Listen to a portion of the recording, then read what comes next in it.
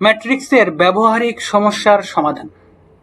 তো ম্যাট্রিক্স এর আগের ক্লাসগুলোতে আমরা দেখলাম ম্যাট্রিক্সের অঙ্ক।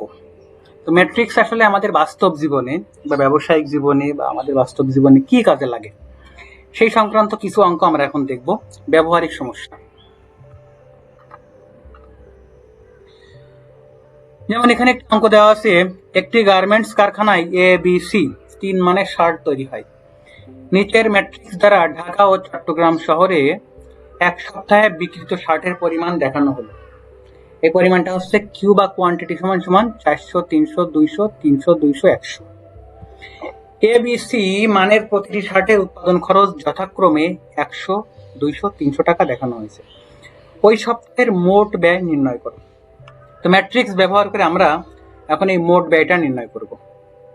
তো দেওয়া আছে পরিমাণ বা কোয়ান্টিটি কিউ সমান সমান এটা, এবং উৎপাদন খরচ সি কস্ট সমান সমান এটা। এখন মোট ব্যয় সমান সমান Q into C quantity into cost সমান সমান 400, 300, 200, 300, 200, 100 ইন্টু 100, 200, 300। তো এটাকে গুণ করলে কি পাওয়া যাবে? এখন গুণ করার নিয়ম হচ্ছে প্রথম ম্যাট্রিক্সের সারি এবং দ্বিতীয় ম্যাট্রিক্সের কলাম গুণ হবে, প্রত্যেকটা গুণ হয়ে যোগ হবে। তাহলে 400 গুণ 100, 300 গুণ 200, 200 গুণ 300 এবং সবগুলো যোগ হবে। পরে হচ্ছে 300 গুণ 100, 200 গুণ 200, 100 গুণ 300 এবং সবগুলো যোগ হবে সমান সমান। তাহলে গুণ করলে 400 গুণ 100 হচ্ছে 40,000, 300 গুণ 200 হচ্ছে 60,000, 200 গুণ 300 হচ্ছে 60,000, 300 গুণ 100 হচ্ছে 30,000, 200 গুণ 200 হচ্ছে 40,000, 100 গুণ 300 হচ্ছে 30,000। তাহলে এগুলো যোগ করলে 40,000, 60,000, 60,000 যোগ করলে হচ্ছে 1,60,000 এবং 30,000, 40,000, 30,000 যোগ করলে হচ্ছে 1 লাখ। তাহলে মোট ব্যয়, আমাদের এখানে মোট ব্যয় নির্ণয় করতে বলা হয়েছে। মোট ব্যয় সমান সমান হচ্ছে 1,60,000 যোগ 1 লাখ। এখানে 1,60,000 এবং 1 লাখ পাওয়া গেছে। তাহলে মোট ব্যয় সমান সমান 2,60,000 টাকা। এটাই আমাদের অ্যান্সার। দেখো এখানে আমাদের আরো একটি অঙ্ক আছে, একটি ট্রাস্ট ফান্ডের 50,000 টাকাকে দুটি বন্ডে বিনিয়োগ করতে হবে।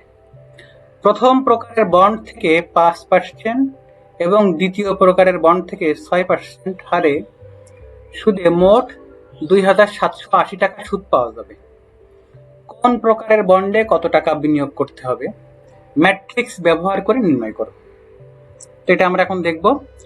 মনে করি প্রথম প্রকারের বন্ডে বিনিয়োগের পরিমাণ x টাকা, তাহলে দ্বিতীয় প্রকারের বন্ডে বিনিয়োগের পরিমাণ হচ্ছে 50,000 মাইনাস x টাকা। ম্যাট্রিক্সে যদি আমরা এটা লিখি তাহলে এটা হচ্ছে x এবং 50,000 মাইনাস x,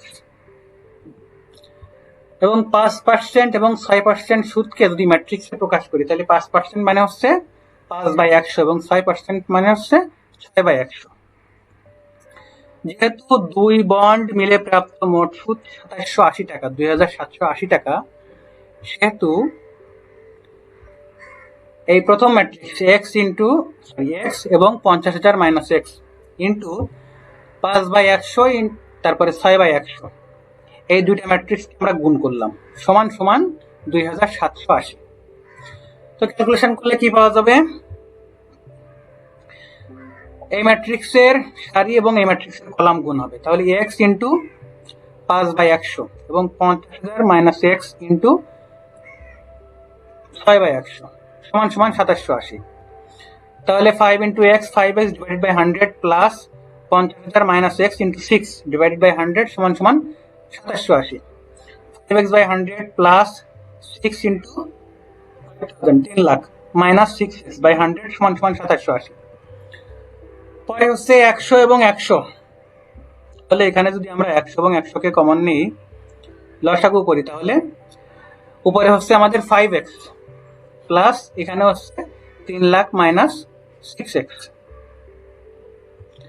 নিচে 100 সমান সমান 2780। তাহলে 5x এবং 6x ক্যালকুলেশন করলে, এটা পরে ক্যালকুলেশন করব, 5x plus 3 lakh minus 6x সমান সমান 2780 এবং 100 কে আমরা আড়াআড়ি ভাবে গুণ করে দিয়েছি, 2780 গুণ 100। তাহলে 3 লাখ 5x মাইনাস 6x কে ক্যালকুলেশন করলে হচ্ছে 3 মাইনাস x, 3 লাখ, তো 3 লাখ মাইনাস x সমান সমান 2780 গুণ 100 করলে হচ্ছে 2,78,000।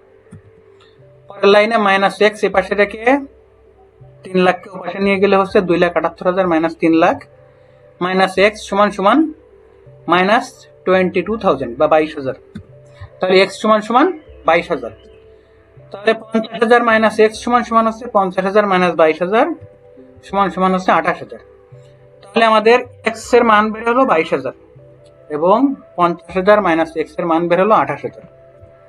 তাহলে আমাদের প্রথম বন্ডে বিনিয়োগ করতে হবে 22,000 টাকা এবং দ্বিতীয় বন্ডে বিনিয়োগ করতে হবে 28,000 টাকা, মোট 50,000 টাকা।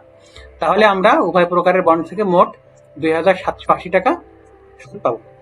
তো কোন প্রকারের বন্ডে কত বিনিয়োগ করতে হবে সেটা আমরা ম্যাট্রিক্স ব্যবহার করে নির্ণয় করলাম।